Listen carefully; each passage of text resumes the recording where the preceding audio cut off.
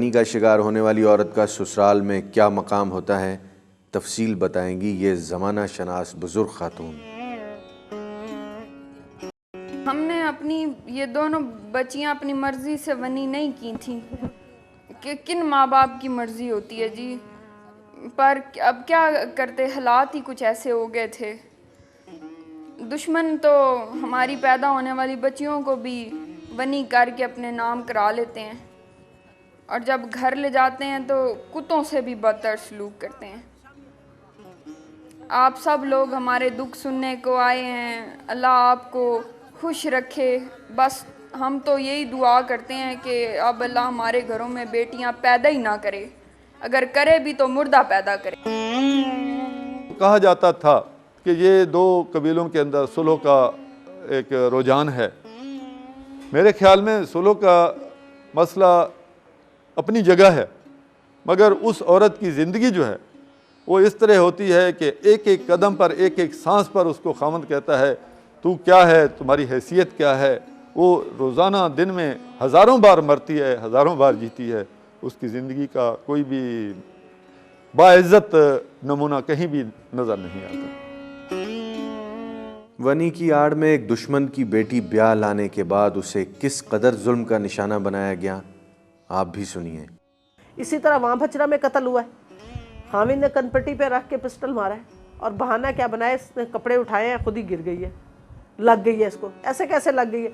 जब एक फायर होता है और एक बंदा खुदकशी करता है, अपने आप को फायर मारता है, इस उंगली के ऊपर बारूद आ जाता है। उसकी पोस्टमार्टम रिपोर्ट में कोई यहाँ पे बारूद नहीं है।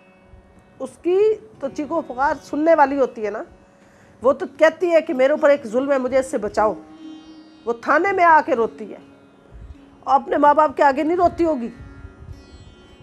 लेकिन जब से अब ये प्रोग्राम हम लोगों ने शुरू किया, इसके अंदर तो मेरे पास तो लाइनें लग गई थी। मियाँ वाली और वनी जैसी रस्मों रिवाज के अंधे कुएं में रुखसाना बुनियाद अपनी मशल जलाए हुए हैं और इलाके की पसमानदा औरत को इंसाफ दिलाने के लिए हर तरह की कुर्बानी के लिए तैयार है। थ्रेड तो रोज ही होते हैं कोई ऐसा दिन नहीं है जहाँ पे हम थ्रेड नहीं होते। थ्रेड तो हम रोज़ाना ही होते हैं। जब हम ज़िले के अंदर घुसते हैं तो कई लोग ऐसे हैं जो कहते हैं कि गई रुखसाना बुनियाद, गई रुखसाना बुनियाद। कई ऐसे केसेस हैं जो हम लोग तो दिन दहाड़े रोज़ ही देखते हैं। हाँ जी, बिल्कुल मिलती हैं। अभी भी जब ज़िले हुमा कत्ल हुई है तो मेरी सिक्योरिटी तंग हो गई थी। मैंने उनको कहा, मैंने कहा ये क्या है भाई? तो उन्होंने कहा बाजी आप बच के रहे। मैंने कहा क्यों? तो आपको, मैंने कहा मैं तो कहती हूँ मुझे मारो, मेरा एक जहाद है, इसको मैं जारी रखूँगी, कोई मुझे मार दे, मुझे कोई इस चीज़ की परवाह नहीं है।